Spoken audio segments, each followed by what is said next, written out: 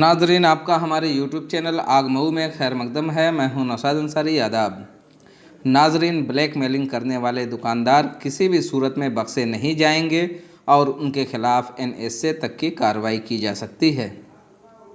ज़िला मजिस्ट्रेट के ज़रिए जारी अशिया की रेट लिस्ट के हिसाब से ही ग़िज़ाई अशिया व दीगर सामानों को फ़रोख्त किया जाएगा। हिंदुस्तान में अनाज की थोड़ी भी कमी नहीं है। कुछ लोग अफवाह फैलाने की कोशिश कर रहे हैं। आवाम को इससे खबरदार रहने की ज़रूरत है और मीडिया को भी अफवाह के शिकार होने से बचने की ज़रूरत है। और अगर कोई अफवाह फैलाते हुए पाया गया तो उसके खिलाफ सख्त से सख्त कार्रवाई की जाएगी। मज़कूरा बातें कमिश्नर आज़मगढ़ कनक त्रिपाठी और deputy inspector general of police ने आज कलेक्ट्रेट के मीटिंग हॉल में मुश्तरका प्रेस कॉन्फ्रेंस के दौरान सहाफ़ियों से दौरान गुफ्तगू कहीं।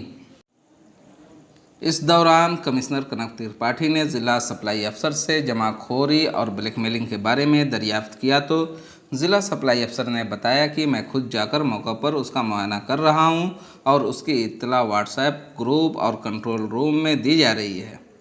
कमिश्नर ने चीफ मेडिकल अफसर को आइसोलेशन बेड के माकूल इंतजामात की हिदायत देते हुए बेड्स की तादाद में इजाफ़ा करने का भी हुक्म दिया।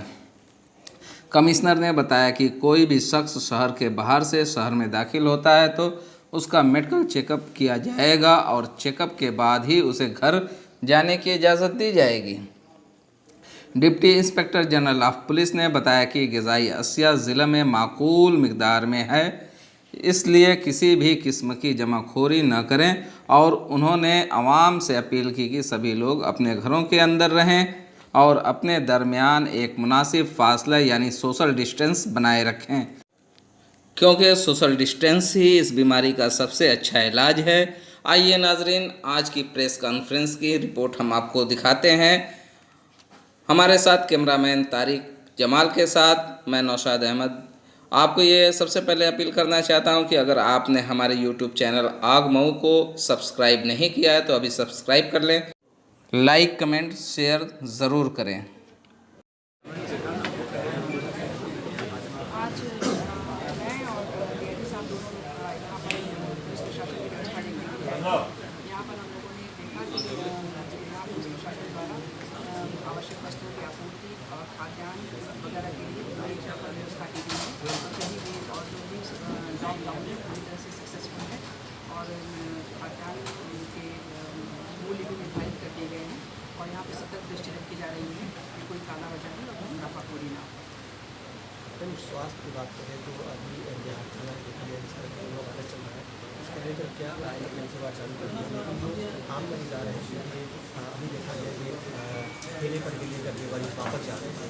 तो ऐसे में उन लोग को व्यवस्था नहीं है, वो बोल रहे डॉक्टर देख नहीं रहे हैं, सही से कह रहे कोई डॉक्टर नहीं है, डॉक्टर की बंद है। ऐसे में क्या नहीं, अगर ऐसे कोई इमरजेंसी की स्थिति होती है आप कंट्रोल रूम में फोन करें और ये कंट्रोल रूम को तुरंत एक्शन लिया जाए। कोई ऐसा सीरियस मैटर है तो ऐसे कोई और इस तरह के कोई लापरवाह आपके प्रकाश में आया है तो इसको कंट्रोल प्रॉपर करें और स्वास्थ्य